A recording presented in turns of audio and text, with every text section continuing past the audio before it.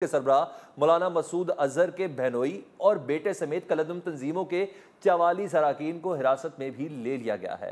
मसूद अजहर के बेटे हमाद अजहर और बहनोई मुफ्ती अब्दुल रहमान के नाम आपको याद कराते चले कि भारत के डोजियर में भी शामिल है। शहरियार अफरीदी ने कहा कि हमारे पास शवाहिद नहीं है, लेकिन कुछ लोगों को हिफाजती तहवील में लिया गया है, जबकि शवाहिद मिलने पर हुकूमत के पास किसी भी इदारे को तहवील में लेने के इख्तियारात हैं। डोजियर में जिनके नाम हैं तो वजारत खारजा के तवज्जो से ये भारत से शवाहिद मांगे गए हैं। इन्होंने डोजियर तो दिया है, लेकिन कोई वाज़ेह सबूत नहीं दिया। हिफाजती तहवील में लिए गए अफराद के खिलाफ तहकीकात की जा रही है। सबूत मिले तो मजीद कार्रवाई होगी, और अगर सबूत नहीं मिले तो हिरासत में लिए अफराद की नज़रबंदी भी खत्म कर दी जाएगी। वज़ीर मुमलिकत बराए दाखिला ने बड़े वाज़ेह अंदाज में यह भी कहा कि कलदम तंजीमों के खिलाफ बिला तफरीक कार्रवाई हो रही है। हम किसी दबाव में यह कार्रवाई नहीं कर रहे। ये तो था हुकूमत का प्लान ऑफ एक्शन। इस पर गुफ्तगू आगे बढ़ाने से कबल एक नज़र नेशनल एक्शन प्लान के अहम नुकात पर भी डाल लेते हैं। 2014 में नेशनल काउंटर टेररिज्म अथॉरिटी कायम की गई।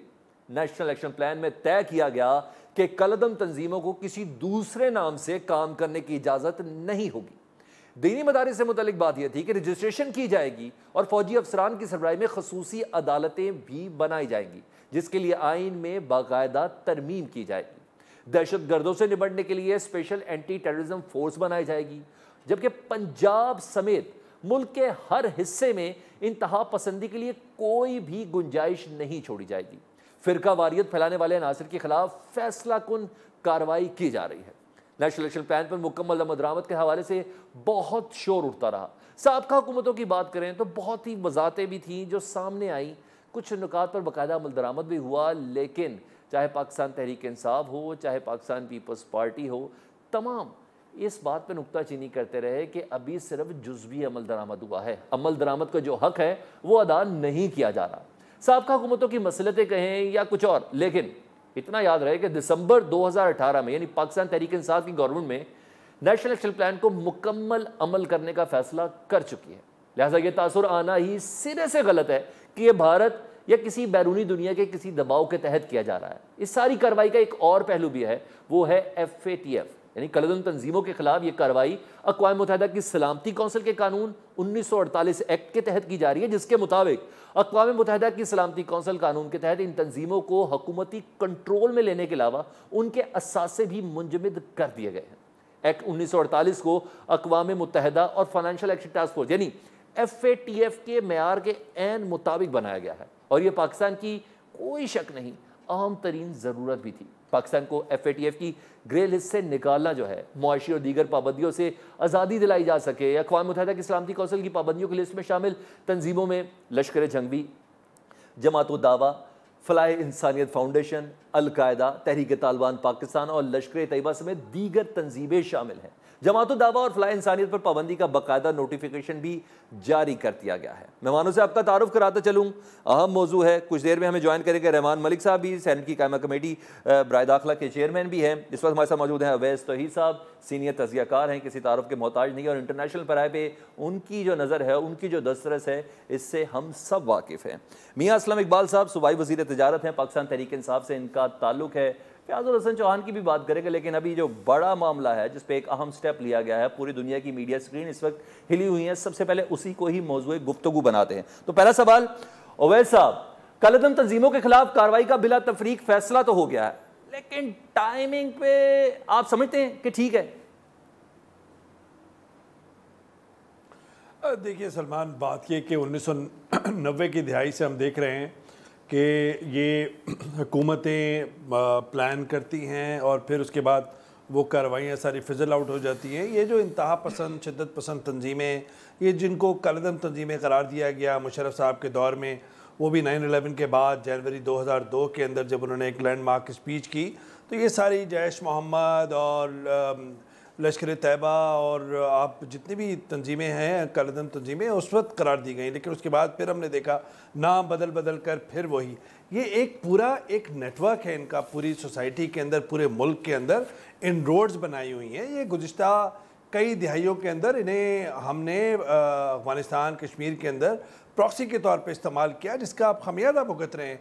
और गुज़िश्ता कई सालों से हमारी अस्करी क़यादत और हमारी सिविल लीडरशिप के अंदर ये बात बिल्कुल एक तरह से तय है कि जी ये हम पर बोझ हैं, ये पाकिस्तान के माशरे पर बोझ हैं, रियासत पर बोझ हैं, पूरी दुनिया के अंदर ख़राब इमेज का बाइस बनते हैं ये कालादम तंजीमें। और अभी मैं देख रहा हूँ कि जो माजी की जो कार्रवाइयाँ उससे ज़्यादा ये मामला मुझे संजीदा लगता है, हमारी अस्करी क़यादत के लिए भी और सियासी क़यादत के लिए भी।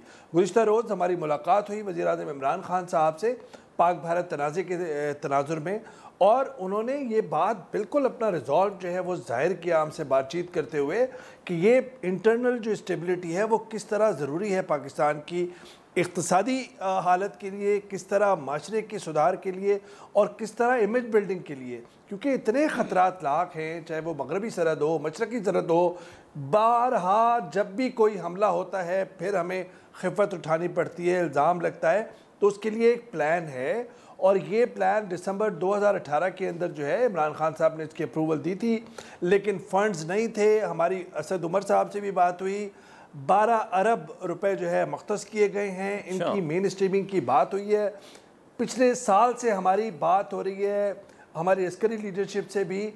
देखिए, एक जो बड़ा चैलेंज है और कड़ा इम्तहान है सलमान, वो ये है कि इस वक्त जमात उद-दावा के 1450 के करीब मदारिस हैं, 250 अस्पताल हैं, फिर एम्बुलेंसेज हैं और so on and so fourth. इसी तरह में जैश मोहम्मद का पता है कि 2002 से ये बनी हुई है। 2000 में ये आए थे मसूद अजहर साहब इंडियन एयरलाइनर की हाईजैकिंग के बाद, और उसके बाद से मुशर्रफ साहब कह चुके हैं, साबिक फौजी हुक्मरां, कि उनके ख़िलाफ़ कातलाना हमले के अंदर ये मुलविस हैं। इनके फिर जो अरकान हैं, अनासिर हैं, वो टूट के ब्रिगेड 313, दाइश, अल-कायदा। बात यह है कि देखें इस दफ़ा रिजॉल्व लग रहा है, लेकिन बहुत बड़ा इम्तहान है इस वक्त हम सब पूरे माशरे के लिए, हुकूमत के लिए, हमारी रियासत के लिए, कि इनसे किस तरीके से छुटकारा हासिल करें। और आपको लग रहा है फैसला कहीं ना कहीं हो गया है? इनके अरकान है, इस बार फैसला फाइनल हो गया। लेकिन देखिए सलमान, देखिए फैसला हो गया, लेकिन जो माजी की मिसालें हैं इसकी वजह से ऑप्टिमिज्म होना चाहिए हमारे अंदर। लेकिन ये जो दसियों हज़ार इनके अरकान हैं, उनकी मेन स्ट्रीमिंग किस तरह की जाए, उनके मदारिस को किस तरह नेशनलाइज रेगुलराइज किया जाए, और फिर पार्लियामेंट के अंदर जब भी ये मामला आता है, जो हमारी इमरान खान साहब से बात हो रही थी, वो यही बात करते हैं कि ये बिल्कुल वैसा मैंने तफसीली बात करी है। मैं जरा मियां साहब के पास चला जाऊं, क्योंकि उनके ऊपर बहुत बड़ी जिम्मेदारी है। मियां साहब, मेरे पास पूरी ये लिस्ट है, 68 और 2 70 अफराद की लिस्ट है जो कलदम तंजीमें हैं जिनके ऊपर एक्शन होना है, और 2 हफ्ते का टाइम भी दिया है आज वज़ीर मुमलिकत बराए दाखिला ने। पंजाब, आपकी हुकूमत है इस पंजाब में, और हमने ये देखा है कि लिस्ट में अगर बेशतर के जो नाम हैं, ज़्यादातर असर व रसूख इन तंजीमों का पंजाब के मुख्तलिफ इलाकों में है। आप मुकम्मल तौर पर तैयार हैं इनके खिलाफ एक्शन लेने के लिए? शुक्रिया सलमान भाई। देखें, जहाँ तक एक्शन लेने का ताल्लुक़ है तो डेफिनेटली हुकूमत पाकिस्तान ने, वज़ीर-ए-आज़म पाकिस्तान ने जो फ़ैसला किया है, उस फ़ैसले की रोशनी में ऑब्वियसली उन तमाम चीज़ों को इंफॉर्मेशन की बुनियाद पर हमने आगे की तरफ लेकर चलना है। मैं यहाँ पर एक बात करता चलूँ कि ये जो नैप है, नेशनल एक्शन प्लान है, मैं समझता हूँ कि जो पाकिस्तान का आइन है उसके बाद एक ऐसा हमारे पास इंटरनल सिक्योरिटी के हवाले से एक मुत्तफ़िका प्लान है, जिसके अंदर पाकिस्तान की तमाम सियासी जमातें जो पार्लियामेंट के अंदर भी मौजूद उस वक्त थीं और हैं अब, और इसके बाद जो बाहर वाले जमातें भी थीं, उन सब ने मुत्तफ़िका तौर पर इसके ऊपर सिग्नेटरी हैं। और मैं समझता हूँ कि आईन पाकिस्तान के बाद ये एक ऐसा डॉक्यूमेंट है जिसके ज़रिए हम अपने मुल्क के अंदर स्पेशली अपनी इंटरनल सिक्योरिटी के हवाले से बड़ी चीज़ों को ठीक कर सकते हैं। और ना सिर्फ ये कि सर समझ में आ गई सिग्नेटरी अथॉरिटी है, लेकिन मैं मियां साहब जो बात जानना चाह रहा हूँ कि माजी में भी 2001 से ही ऑपरेशन हो रहे हैं, 2 जमातों से शुरू हुआ, फिर 4, 6, 8, 10 और अब 70 हो गई हैं, और ये तमाम जमातें एग्जिस्ट कर रही थी। उसके बाद मुख्तलिफ सियासी दौर आए, पीपल्स पार्टी का दौर आया, नून लीग का दौर आया, इन सियासी जमातों ने नाम बदल लिए, नाम बदल के सियासी धारे के अंदर शामिल हुए, उनके MNS तक बन के असम्बलियों के अंदर भी चले गए। यानी जिस तरह आपके लहजे में है, जिस तरह ओवैस भाई इस वक्त इतना कह रहे हैं कि अब इस बार फैसला हुआ, लगता भी है, लेकिन माजी से हम लोग डरे हुए हैं। इस बार काम खत्म होगा? आप जी, मैं अर्ज़ करता हूँ, इसमें दो पार्ट थे। एक तो मिलिट्री साइड पे था, जो आपने देखा जब APS का वाक़या हुआ और उसके बाद ये सारा अमल आगे बढ़ा, वो मिलिट्री साइड ने, मैं समझता हूँ कि अपना रोल जो था वो प्रॉपरली प्ले कर लिया। लेकिन जो सिविल साइड पर था वो हुकूमतें इसको नहीं करती रही, उसमें क्या चीज़ मायने थी वो कुछ समझ नहीं आई। ऑब्वियसली सियासी तौर पर वो अपने आप को उस लिहाज से उन तमाम चीज़ों के ऊपर काबू नहीं पा सके। लेकिन मैं यहाँ पर कैमरे के सामने एक बात बड़ी वाज़े तौर पर कहना चाहता हूँ कि मेरी हुकूमत ने जो फ़ैसला किया है, जो वज़ीर-ए-आज़म पाकिस्तान ने फ़ैसला किया है, मैं ये समझता हूँ कि अब आने वाले वक्त में आप देखेंगे, आज ही आपने देखा है कि जो state minister, interior state minister हैं, उन्होंने एक भरपूर प्रेस कॉन्फ्रेंस भी की है और साथ उनके जो इंटीरियर सेक्रेटरी थे वो भी बैठे हुए थे। दोनों ने मिलकर अपना आइंदा का लाहे अमल दिया और मैं ये समझता हूँ कि अब आप आने वाले दिनों में देखेंगे कि किस तरह से पूरे जोर के साथ चलें मियां साहब यकीन कर लेते, क्योंकि इस तरह की प्रेस कॉन्फ्रेंस हमने रहमान मलिक साहब की भी देखी है, चौधरी निसार साहब की भी देखी है, और आज ये दिन देख लिया कि FATF में हमारा ग्रे लिस्ट में नाम है। मैं दोबारा आता हूं आपके पास। और वैसे साहब ये बताएं, हमारी नीयत साफ है, लेकिन जितना हम प्रॉम्प्ट एक्शन करना सोच रहे हैं, फौरी एक्शन से कहीं ना कहीं सवाल तो उठेंगे ना कि शायद हमारे ऊपर भारत का प्रेशर है या कुछ है, क्योंकि ये अक्रॉस द बोर्ड हो रहा है। जो हमारे सामने है, जो 44 अफराद गिरफ्तार किए गए हैं, ये अक्रॉस द बोर्ड किए गए हैं। आप समझते हैं स्ट्रेटेजी सही है?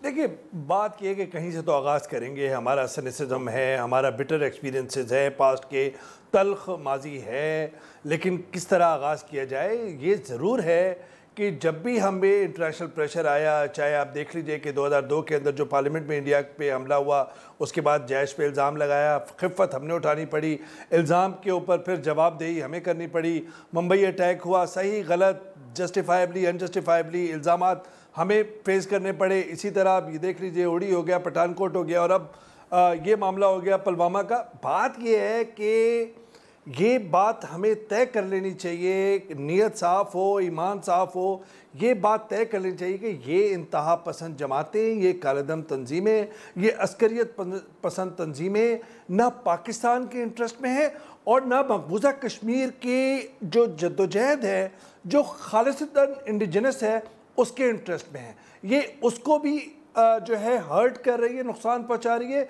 और ये पाकिस्तान के इंटरेस्ट को भी नुकसान पहुंचा रही है। तो ये हमें एक बहैसियत कौम, बहैसियत रियासत, ये हमें पहले बात मान लेनी चाहिए कि हम अब इनसे किस तरह छुटकारा हासिल करें। देखिए, अभी 2-4 रोज़ की बात है सलमान, मैं लिटरेचर फेस्टिवल में गया था कराची के अंदर, तो मेरे घर के, मैं आपको एक मुख्तसर मिसाल दे रहा हूँ, मेरे घर के बिल्कुल पीछे एक मस्जिद है, और जब मैं उधर से निकला जुमे की नमाज के बाद, तो वहाँ पे आपको पता है कि अखबार बेचा जा रहा था कि ये जैश मोहम्मद के सरबराह मौलाना मसूद अजहर साहब की ज़ेर सदारत, ज़ेर निगरानी निकलने वाली ये अखबार। मैंने 20 रुपये दे दिए और ले लिए अखबार। कहने का मकसद ये है कि ये ख़त्म करना एक बड़ा चैलेंज है। इमरान खान साहब से जो हमारी मुलाकात हुई, उसके अंदर ये रिजॉल्व लगा और कि वो घर को साफ़ करना चाहते हैं, उसके लिए एक सिस्टम बनाना चाहते हैं, लेकिन कॉम्प्लिकेटेड सिस्टम है। कई इसमें अंडर कंसिडरेशन है, जो प्लान है, जो हमारी अस्करी क़यादत से भी जो मुख्तलिफ मुलाकातें हुई हैं, उसके अंदर भी रिजॉल्व नज़र आए। लेकिन ये जो दसियों हज़ार लोग हैं, उनको किस तरीके से मैं यही पूछना चाह रहा हूँ आपसे कि एक तो हमारा इम्पैक्ट क्या बन रहा है, एक तो मैंने आपसे ये जानना है, दूसरा नेशनल एक्शन प्लान पे चेहरे सुसरवी से ही कहीं ना कहीं अमल हो रहा था। तो ऐसा नहीं लगता कि action speaks louder than words? ये एक्शन प्लान चलता रहता, इस पे मजीद थोड़ी तेजी आ जाती, इतना शोर ना किया जाता, ये प्रेस कॉन्फ्रेंस ना की जाती कि दुनिया के भी कान खड़े हो जाएं कि शायद हमारा प्रेशर है, शायद हमारा प्रेशर है।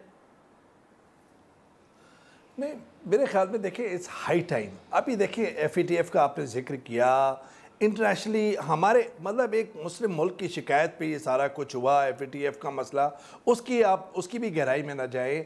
बात ये है कि अक़वाम मुत्तहिदा के अंदर आप अपना मुकदमा कैसे पेश करेंगे। अभी देखिए जो आपके अमन पैगाम आते हैं पुलवामा मामले के बाद विज़ावी इंडिया, और आपके जो मुज़ाकरात के पैगाम हैं उसकी बहुत पजीराई हुई है, चाहे वो वज़ीर-ए-आज़म इमरान खान साहब हो, हमारी फ़ौज हो, हमारी रियासत पाकिस्तान, बड़ी दिल से खुशी हुई। लेकिन ये जो इंतहा पसंद, शिद्दत पसंदी जो दिहाइयों से हमें चिपटी हुई है, हमें लिपटी हुई है, ये उतारना, इसको छुटकारा हासिल करना, ये एक जान जोखों का काम है। और ये 15 रोज़ के अंदर जो वज़ीर मुमलिकत साहब कह रहे हैं, 15 रोज़ का मामला नहीं है, ये तवीलुल मुद्दत है। इसके अंदर सब्र तहम्मुल भी करना पड़ेगा, इसके अंदर कहीं आपको रिएक्शन भी आना पड़े, चाहे उसको भी बर्दाश्त करना पड़ेगा। तो ये मुझे लगता है कि इमरान खान साहब जिनके कंधों पर एक पॉलिटिकल बैगेज नहीं है, जिस तरह नून लीग या पीपल्स पार्टी का था माजी का, वो ये कर सकते हैं। और अब कोई चारा भी नहीं है हमारे लिए। लेकिन नया पाकिस्तान का नारा तो है ना जनाब, जिसकी बिना पर उन्होंने वोट लिए हैं,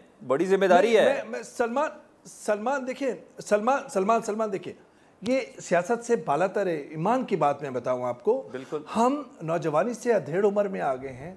हम ये कहते रहे कि जो माजी की आपकी गलतियां हुई उसका मदावा तो होना चाहिए और हमारी लाइफ टाइम में होना चाहिए, क्योंकि हमारा मुस्तकबिल, रियासत का मुस्तकबिल, इस धरती का मुस्तकबिल, हमारे बच्चों का मुस्तकबिल सारा इससे जुड़ा हुआ है कि हम एक पूरी दुनिया के अंदर एक ज़िम्मेदार रियासत, एक ज़िम्मेदार मुल्क और एक रोशन ख्याल मुल्क के तौर पे जाने जाएं, ना कि इंतहा पसंदी या शिद्दत पसंदी।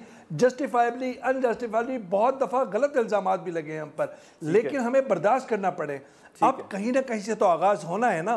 अब जिस तरह ये देख लीजिए, चाहे वो फैज़ल हसन चौहान साहब हों, नफ़रत अंगेज़ जो भी नफ़रत फैलाएगा, इंतहा पसंदी फैलाएगा, उसके खिलाफ एक्शन होना चाहिए। इमरान खान साहब का ये काबिल तारीफ एक्शन है जो फैज़ल हसन चौहान साहब को, बिल्कुल काबिल तारीफ है। मियाँ साहब, मैं अभी फैज़ल हसन चौहान साहब के आप बहुत बड़े वोटर रहे हैं, अभी बल्कि आपके बड़े अच्छे दोस्त रहे हैं, उनसे मुताबिक तो बाद में बात करूँगा।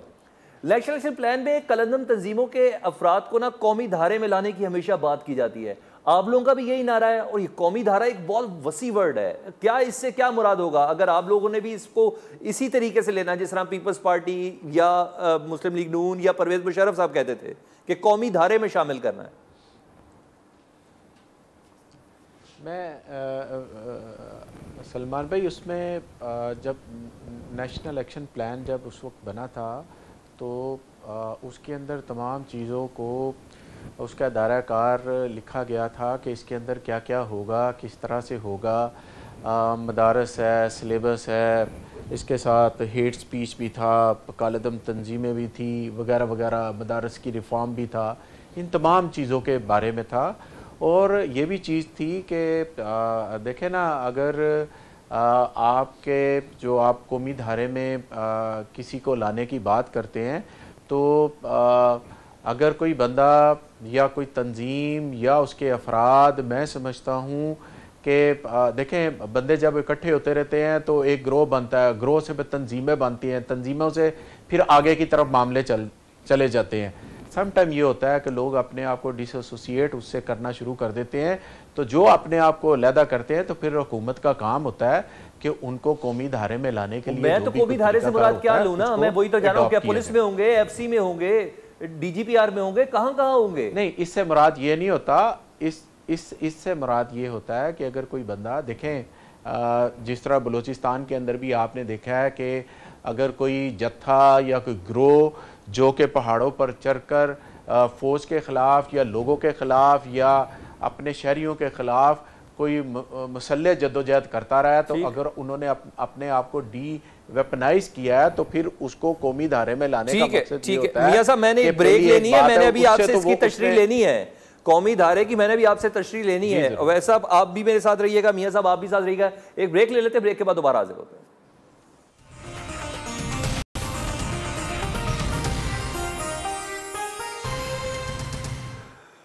Welcome back. ओवैस साहब, इससे पहले कि मैं आपके पास आऊँ, मगर मियां साहब का अभी मेरा सवाल में अभी तशनीकी बाकी है, मुझे अभी वो जवाब मौसूल हो नहीं सका। मियां साहब, कौमी धारे से मुराद है, मुझे ऐसा लग रहा है कि नए पाकिस्तान के नारे की वजह से आप लोगों के कंधों पे ये सियासी नारा नहीं है, जिसने आपको वोट दिया है ना, ये उसके दिल की आवाज़ थी, इसीलिए आपको अपोजिशन की जानिब से भी यही ताने मिलते हैं, किधर गया नया पाकिस्तान, क्यों लिया ये यू टर्न। लेकिन एक जिम्मेदारी है, कोई शक नहीं कि आपके बाल बच्चों ने और उनकी नस्लों ने अभी सियासत में नहीं आना, लेकिन कौमी धारे से मुराद मुझे ऐसा लगता है माइंडसेट तब्दील होना है। अभी मदारिस को हुकूमती तहवील में होना चाहिए, उनके तालिब इल्मों को जदीद तालीम देना ज़रूरी है। आपके पास इतना बजट है?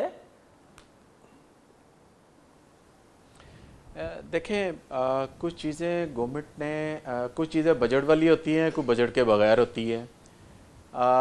बिल्कुल आपने अपनी जगह पर आप बात ठीक कर रहे हैं, बजट इतना है। देखें, कुछ ऐसे इशू हैं जिनको रिजॉल्व करने के लिए आपको कोई ना कोई स्टेप लेना पड़ेगा, कहीं ना कहीं से शुरू करना पड़ेगा। अगर आप मदारस की रिफॉर्म्स की बात करते हैं या नेशनल एक्शन प्लान के अंदर है, तो लाजमी बात है कि हमने उसके ऊपर बहुत सा काम करना है। ये हमारे जहन में होना चाहिए कि यहाँ पर एक तफरीक वाली एजुकेशन दी जा रही है। पाकिस्तान में 3 तरह का एजुकेशन सिस्टम है, एक इंग्लिश है, एक मदारस है, एक सरकारी है। इंग्लिश के अंदर भी कई कैटेगरीज हैं, मदारस के अंदर भी कई कैटेगरीज हैं, इसी तरह उर्दू के अंदर भी कई कैटेगरीज हैं, लेकिन मेनली हम इनको 3 हिस्सों में डिवाइड करते हैं। अब जहाँ पर रिफॉर्म्स की ज़रूरत है, मैं समझता हूँ कि कुछ अदारे उन तंजीमों के ज़ेरे साया चलाए अगर जाते रहे हैं तो वहाँ पर हमें रिफॉर्म्स की ज़रूरत है। हमने किस तरह से नेशनल एक्शन प्लान के अंदर दर्ज है कि हमने किस तरह से उसका सिलेबस ठीक करना है, हमने उन बच्चों को किस तरह से कारआमद बनाना है। अगर फ़र्ज़ करें, मिसाल के तौर पर मैं आपको देता हूँ, आप कौमी धारे में लाने की बात कर रहे हैं, तो अगर वो बच्चा अगर किसी मदरसे के अंदर पढ़ा है, तो अगर हमारा पंजाब गवर्नमेंट का अदारा जो टैवटा है, जहाँ पर स्किल डेवलपमेंट अथॉरिटी है, अगर उसके ज़रिए उस बच्चे को कारआमद बनाकर उस मदरसे से, होता यूँ है कि जो एक बच्चा किसी मदारस से फारुग तहसील होता है तो समझ लिया जाता है कि जनाब बस ये अब किसी मस्जिद में ही लगेगा, या इसके अलावा ये कोई काम नहीं कर सकता। ये एक गलत बात है। नहीं, मदरसों पे मैं पर्टिकुलर मियां साहब, मैं मदरसों को हिट नहीं कर रहा। जो हमने देखी ना इंतहा पसंदी, वो तो बड़ी बड़ी पंजाब की, बलोचिस्तान की, सिंध की यूनिवर्सिटी से भी लोग आए हैं। अब आने वाली पौध तो कुछ इस तरह की है। मैं कह रहा हूँ जहनी तरबियत की, इसके लिए एक जामे प्लान है आप लोगों के पास? ये इतना आसान होगा हुकूमत के लिए? मैं ये कह रहा हूँ। देखें, जितना मुश्किल काम है उसके लिए उतनी ही ज़्यादा एफर्ट की ज़रूरत है। आप बिल्कुल ठीक कहते हैं, मुश्किल है, लेकिन ये नहीं है कि ये मसाइल हल नहीं हो सकते। इसमें एक डिटर्मिनेशन की, एक क़यादत की ज़रूरत है। क़यादत ने अपना लाइन ऑफ एक्शन दे दिया, सूबों को भी दे दिया, फेडरल लेवल पे भी दे दिया। अब हमने उसको किस तरह से टो करके आगे की तरफ लेकर जाना है, ये आने वाले दिनों में आपको पता चलेगा। फिर उसके साथ साथ इन लोगों को जिनकी आप बात कर रहे हैं, जो कालेदम तंजीमों के लोगों की बात कर रहे हैं, जो अपने आप को डिसएसोसिएट करेगा अपने उस जमात से जहां पर आपका या हमारी जो क़यादत है, जो नेक्टा बना हुआ है, उसके अंदर के फला बंदा अगर अपने आप को डिसएसोसिएट करता है और वो ये समझता है, अपनी गलती का एहसास करता है कि मुझे इस जगह पर नहीं होना चाहिए था और मैं अपने आप को अलहदा करके अपने मामलात को ठीक करना चाहता हूं, तो उसके लिए तो स्पेस हर वक्त अवेलेबल है। हुकूमत उसका साथ क्यों नहीं देगी? हुकूमत उसको कौमी धारे में शामिल करेगी। यही सवाल मैं अवैस साहब से कर लेता हूं कि वो कारआमद शहरी बनकर रहे, एक अमन पसंद शहरी बनकर रहे, ना कि वो पाकिस्तान की बदनामी का बायस किसी जगह पर बन सकते। ठीक है अवैस साहब, ये जो आज की प्रेस कॉन्फ्रेंस है, कार्रवाई हुई, 44 अफराद गिरफ्तार भी कर लिए, इससे इस बात का तो अंदाजा हो रहा है कि हुकूमत और इदारों में इत्तफाक है कि किसी किस्म की कोई इंतहा पसंदी काबिल कबूल नहीं है, और स्पेशली वो इंतहा पसंदी जो दहशत गर्दी की वजह बने। लेकिन अगर इन तंजीमों के माजी और हाल के हवाले से बात करें, इनमें से बहुत सी तंजीमें ऐसी हैं जो फ्लाई काम भी कर रही हैं, जहां हुकूमत की मशीनरी नहीं पहुंचती, उन जगहों पर ये इन तंजीमों के फलाही काम पहुंच जाते हैं, वहां इनके राशन पहुंच जाते हैं, वहां इनके शेल्टर पहुंच जाते हैं, वहां इनके कपड़े पहुंच जाते हैं। देखिए सलमान, ज़ाहिर बात है कि चाहे वो अर्थक्वेक हो 2005 का या फिर अवरान का अर्थक्वेक हो, उसके अंदर हमने देखा ये बिल्कुल गलत है। इनकी जो चैरिटी और जो इनकी ऑर्गेनाइजेशंस हैं उनको ऊपर बिल्कुल पाबंदी होनी चाहिए। ये कैसे है कि जो है इनके करोड़ों, कई सौ करोड़ों के बैंक अकाउंट्स एक एक मस्जिद के हैं, ये किस तरीके से ऑपरेट करना चाहते हैं रियासत के अंदर? रियासत तो नहीं होनी चाहिए, रियासत को ये होना चाहिए कि क्या होना है क्या नहीं होना। ये रियासत के अंदर एक नई रियासत बनाना चाहते हैं और वो इंतहा पसंदी, शिद्दत पसंदी की है। अब जब आप बात कर रहे हैं कि कौमी धारे में लाया जाए, सलमान, उसके लिए एक पूरी दुनिया के अंदर एक प्लान होता है और वो है DDR, deweaponisation, deradicalisation और री इंटीग्रेशन। यही अंडर कंसिडरेशन है हमारी रियासत के लिए भी, रियासती इदारों के लिए भी और हुकूमत के पास भी। असद उमर साहब की वजारत ख़जाना जो है इस बजट के अंदर जो हमारी इत्तलात हैं 12 अरब रुपए की लगभग जो है रकम मख्तस कर रही है इनकी री इंटीग्रेशन के लिए या इनकी इकनॉमिक नीड्स के लिए। अब इनकी हथियार जो फेंकेंगे, सारे तो नहीं है हथियार वाले, कुछ लोग ब्रेन वॉश्ड हैं, कुछ लोग इनके सपोर्टर हैं, अंडर इन्फ्लुएंस हैं, कुछ आपके और मेरे घरों पे चंदा लेने आते हैं, कुछ जब हम जुमे की नमाज़ पढ़ के निकलते हैं तो फिर वो हमसे चंदे ले रहे होते हैं या अपना लिटरेचर बांट रहे होते हैं एक रकम के तहत। तो वो सारे कोई मिलिटेंट्स तो नहीं हैं, तो डिफरेंट कैटेगरीज हैं, उनकी डिफरेंट कैटेगरीज। लेकिन यहाँ पर मैं समझता हूँ कि बहुत ज़्यादा क्लैरिटी नहीं है क्योंकि मामला उलझा हुआ है। तो मामला जितना पेचीदा है उतनी आसानी से ये हल नहीं होना। इसके अंदर 2 हफ्ते, 4 हफ्ते, 8 हफ्ते नहीं, ये तो मुसलसल जो एक मुसलसल है, इसके जो फेजेस हैं वो पूरे होने हैं, वो तो इसका मतलब ये है, देखिए, और ये किसने कह दिया कि मदारिस जो है, ठीक है अवैस साहब साथ ही रहिएगा, हमें ज्वाइन किया है सेनेटर रहमान मलिक साहब ने, नर्सरी बन रहे हैं। अवैस भाई साथ ही रहिएगा, रहमान मलिक साहब ने हमें ज्वाइन किया और सेनेट की कायमा कमेटी बराए दाखिला के चेयरमैन भी है। जी रहमान मलिक साहब, आज जब वजारत दाखिला की जानिब से एक प्रेस कॉन्फ्रेंस हुई है, सेक्रेटरी दाखिला भी उसमें थे, एक बार फिर से उस अज़्म का इयादा किया गया है जो मुस्लिम लीग नून के दौर में भी ये अज़्म दोहराया गया था कि घर को साफ करना है।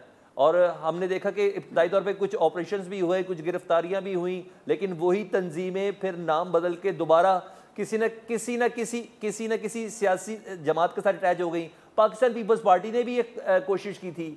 आप कैसा देखते हैं ये स्टेप, और इस बारी का ये अहद पिछले वाले वाकयात से कितना मुख्तलिफ लग रहा है?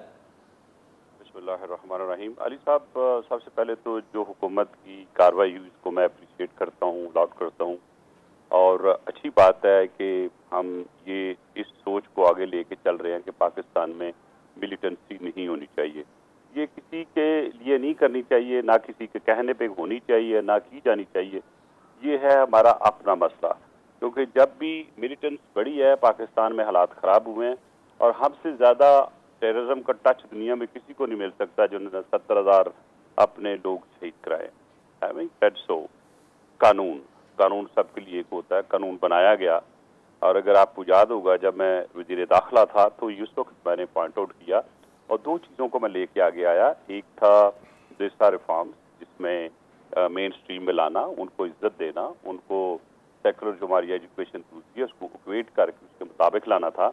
और दूसरा ये था कि वो सिक्के जो कि कानून तो चल सकता है, इस्तेमाल भी होता है, लेकिन वो इतनी स्ट्रॉन्ग सिक्के नहीं है कि वो प्रिस्क्राइब्ड ऑर्गेनाइजेशन या बैंड ऑर्गेनाइजेशन के खिलाफ मुकम्मल कर सके। मिसाल के तौर पे, अगर कोई प्रिस्क्राइब्ड ऑर्गेनाइजेशन है जिस पे शक है या कोई इतलात है, तो उसको सिर्फ एक परवाना दे दिया जाता है कि भाई तुम अपने इस इलाके से ही नहीं निकलो, लेकिन अगर वो चला जाए तो कॉग्निजेंस कोई। आप 11A, 11B, C, D जो इसको टेररिज्म एक्ट में डील करते हैं, पढ़ के देख लीजिएगा, उसमें कोई कॉग्निजेंस नहीं है। सिर्फ प्रिस्क्राइब करना है, ज़्यादा ज़्यादा अकाउंट्स बंद कर दें उनका पासपोर्ट कन्फिस्केट कर लें, और उसके अलावा कोई सज़ा उसके लिए नहीं है। जबकि उसी एक्ट में अगर कोई एक्ट ऑफ टेररिज्म करता है तो उसको 14 साल भी है, उसको सजाए मौत भी है। और देखना यह है कि इसको कैसे हम बेहतर कर सकते हैं, ताकि अगर कोई ऑर्गेनाइजेशन बैन हो, 64 के करीब तकरीबन मैंने की थी, फिर दुनिया से भी कुछ 1267 ऑफ यूएन सिक्योरिटी चार्टर के तहत भी हुई। अब देखना यह है कि क्या ये सस्टेनेबल है कि नहीं है। ठीक, अगर आप प्रिवेंटिव एक्शन लेते हैं तो प्रिवेंटिव एक्शन जो है वो उस एक्ट के तहत नहीं है, बल्कि वो आप कोई और शिक लगा के, जो कि जब कोर्ट में जाता है बंदा तो उसको छोड़ दिया जाता है, बेल मिलना उसका हक बन जाता है। हमने एक टेररिज्म केस में एक प्रोस्क्राइब्ड ऑर्गेनाइजेशन के बड़े आदमी को खिलाफ एक्शन लेने की कोशिश की, उसको बंद किया, प्रिवेंटिव कस्टडी ली और बाद में 10,000 रुपया हमें फाइन हो गया है कोर्ट से कि आपने इसको किस बेसिस पे प्रिस्क्राइब रखा है, व्हाट आर द प्रूफ। तो मैं ये समझता हूँ कि ये जो कार्रवाई अभी शुरू हुई है ये तो हमने कर ली। डोजियर इंडिया से आया, इंडिया ने हम पे इल्ज़ाम भी लगा दिया, एज यूजुअल जेनरिक नाम आते रहे हैं, पहले भी आते रहे हैं, अब भी आएंगे। मेरा सवाल एक इमीडिएट ये आया कि भाई डोजियर तुमने आज भेजा है और 15 मिनट के अंदर पुलवामा के आपने कह दिया पाकिस्तान ने किया, तो आपके पास कौन सी वो जादू की छड़ी थी, कौन सा कितना इंटरनेशनल हाई टेक? अच्छा, आपको खित्ते में टेंशन कम नजर आएगी? ये जो कार्रवाइयां शुरू हुई हैं जिसके मुतालिक कहा गया है कि 2 हफ्ते तक जारी रहेंगी और क्रॉस द बोर्ड होगी, ये तो हुकूमत का की स्वाबदीद है और अगर वो कर रहे हैं तो देखें, हमने खुद को भी सेटिस्फाई करना है, इंटरनेशनल कम्युनिटी को भी सेटिस्फाई करना है।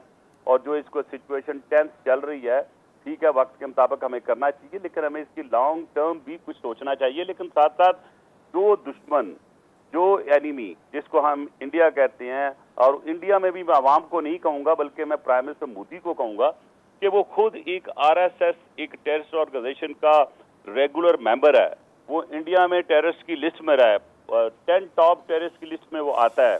उसके बाद अगर आज तक हमने मूव नहीं किया कि आरएसएस को भी प्रिस्क्राइब किया जाए दुनिया में, उस पर भी लगनी चाहिए रिस्ट्रिक्शन। इस तरह मोदी भी जो उनका मेंबर है और unfortunately the only prime minister in the world के जो प्राइम मिनिस्टर बना है बीइंग अ टेररिस्ट। तो मैं ये समझता हूँ कि हमें ये सिक्योरिटी काउंसिल में इसका केस भी लेके जाना चाहिए, जहां हमारे खिलाफ इतना कुछ वो झूठ बोलते हैं और विदिन 15 मिनट का समझौता एक्सप्रेस वाला केस हो या बाबरी मस्जिद वाला हो या पार्लियामेंट वाला हो, ये हमेशा हमारा नाम 15 मिनट के अंदर आ जाता है, जेनरिक नेम बना हुआ पाकिस्तान का वो लगा देते हैं। लेकिन हमें भी मेरा उनका जिस तरह ये करते हैं टिट फॉर टैट, हमें भी जवाब देना चाहिए। रहमान भाई साहब, मेरे दीगर मेहमान भी इधर मौजूद हैं, आपसे कोई आंसर लेना चाह रहा हूं। बोलिए, दोबारा बात नहीं आई जी। मैं आपसे एक आंसर लेना चाह रहा हूं। FATF की ग्रे लिस्ट में हम लोग हैं, इससे निकलने के लिए ये इकदामात किस हद तक जरूरी हैं और क्या? इंटरेस्टिंग क्वेश्चन किया। सबसे पहले जो FATF है, इसने पाकिस्तान के खिलाफ जो इन्वेस्टिगेशन शुरू की थी, to be very honest, it was not on the fair ground. जो चंदा कुछ ऑर्गेनाइजेशन लेती थी उसके बेसिस पे हमारी इन्वेस्टिगेशन करके हमें ग्रे लिस्ट में डाल दिया।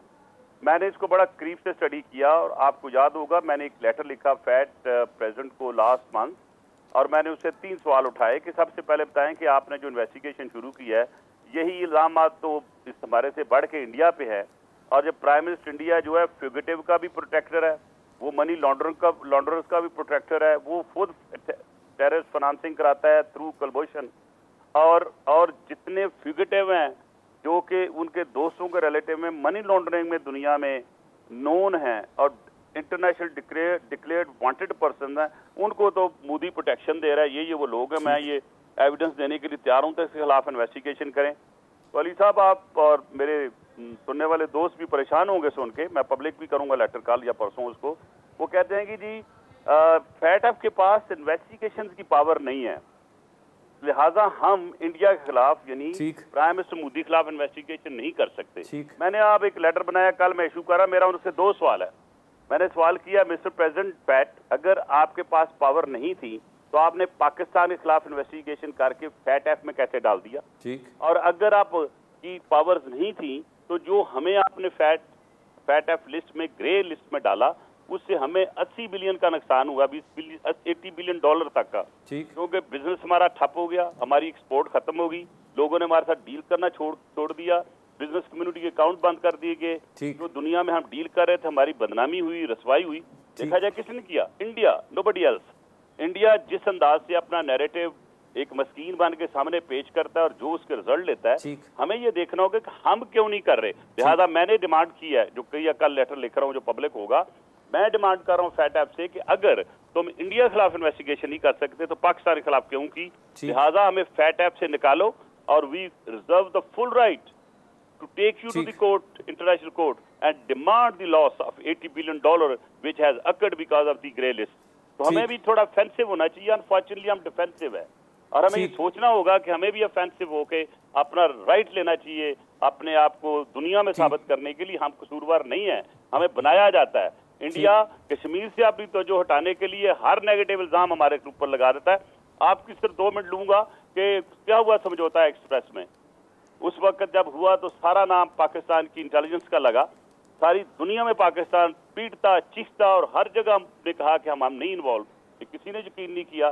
टिल सच टाइम कि एक DIG इसका नाम कराकरे था, उसे इन्वेस्टिगेट करके पूरा रिकॉर्ड निकाला और पता लगा कर्नल प्रोथ इंडियन आर्मी का, RSS वाले लोग इन्वॉल्व थे।